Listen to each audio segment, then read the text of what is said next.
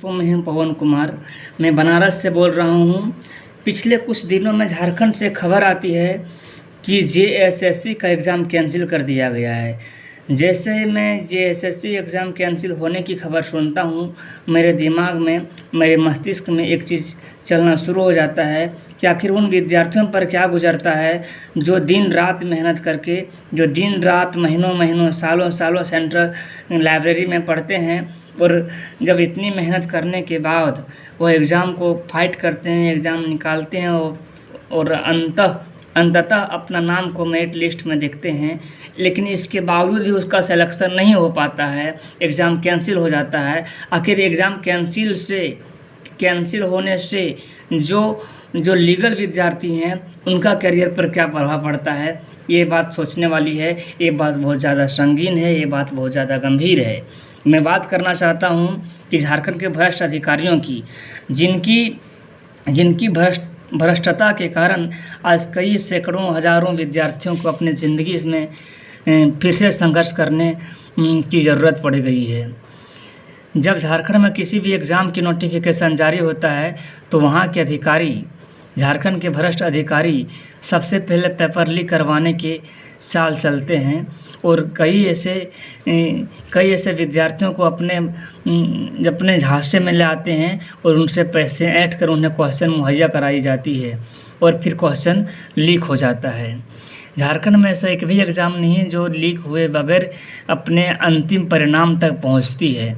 मैं जेएसएससी पर ही बात करना चाहूँगा कि एग्ज़ाम होने के बाद लगभग 2000 सीटें थी, जिसमें 50% के आसपास लोगों का अनुमान है कि वह किसी न किसी तरीके से सीट बिक गई थी। और जब सीट बिक गई थी, लेकिन आधे जो सीट हैं उस पर लीगल स्टूडेंट जिन्होंने मेहनत किया था वो अपने नाम को मेरिट लिस्ट में पाता है। और फिर जब बहुत ज़्यादा विरोध होने के बाद लड़कों में आरोप लगाया जा रहा था, लड़कों के बीच से आरोप आ रहा था कि जेएसएससी के एग्ज़ाम में धांधली हुई है, प्रत्यक्ष तौर पर पेपर लीक हुआ है, क्वेश्चन को कुछ विद्यार्थियों के बीच बांटा गया है, जिसके कारण एग्ज़ाम को कैंसिल कर दिया जाए।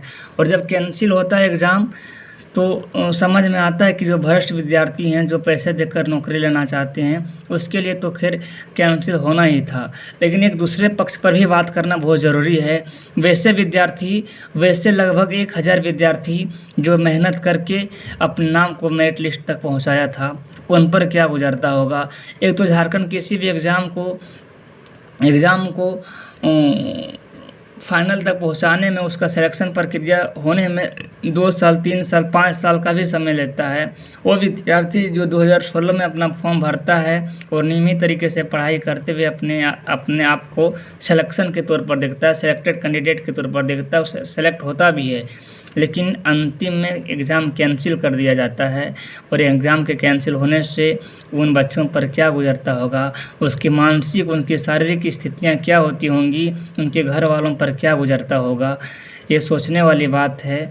झारखंड के अधिकारियों से कहना चाहूँगा कि आप अपने रोटी सेकने के लिए, आप अपने आप को आगे बढ़ाने के लिए किसी भी बच्चे की भविष्य के साथ खिलवाड़ करना बंद कर दीजिए।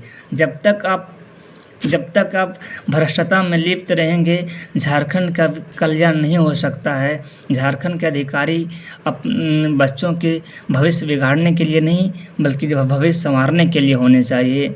तो अधिकारियों से अपील करना चाहूँगा कि आप अपने पुराने रवैये को, भ्रष्टता वाले रवैये को छोड़ दीजिए और एक नए झारखंड बनाने की शुरुआत कीजिए। एक नए झारखंड, वैसा झारखंड बनाइए जहाँ भ्रष्टता कम से कम हो पाए, जहाँ के योग्य विद्यार्थियों की प्रतिभा को ना कुचली जाए, उन्हें योग्यता के अनुसार नौकरियां दी जाए। ये नौकरियां योग्यता के अनुसार देने का अधिकार हमारा संविधान देता है। तो झारखंड के भ्रष्ट अधिकारियों की औकात ही क्या है, लेकिन बस वो पावर में होते हैं, उसके पास सारी शक्तियाँ होती है, तो उस शक्तियों का वो दुरुपयोग करते हैं और अपने अनुसार अपने कैंडिडेट्स को नौकरी दे देते हैं, जो कि गलत है। झारखंड के विद्यार्थी विद्यार्थियों में एकता होनी चाहिए। और जब भी इस तरह की कभी धांधलियों की कार्रवाई होती है, धांधली सुनने को मिलता है, तो लड़के में एकत्र होने की क्षमता होनी चाहिए, लड़कों में एकता होनी चाहिए और इस प्रकार से धावा बोलना चाहिए कि झारखंड के अधिकारी फिर अगली कदम इस भ्रष्टता की ओर ना बढ़ा पाएँ। और जब भी वो भ्रष्टता के बारे में सोचे तो उनका रूह कांप जाए। तो झारखंड के विद्यार्थियों में एक दहशत होनी चाहिए, उनकी एक एकता होनी चाहिए कि किसी भी आंदोलन को मिलजुल कर आगे बढ़ाना चाहिए। और विद्यार्थियों के वह ये परम दायित्व होता है कि वह अपने योग्यता के अनुसार नौकरी लें, ना कि अपने समृद्धि और अपने पैसे देकर भ्रष्टता में लिप्त होकर नौकरी लें। तो मैं यही कहना चाहता था दोस्तों कि विद्यार्थियों में एकता होनी चाहिए और कोशिश ये करनी चाहिए कि हर एग्ज़ाम अपने नियमित तरीके से हो और उसमें किसी भी तरह की धांधली का आरोप ना लगाया जाए। बहुत बहुत धन्यवाद दोस्तों।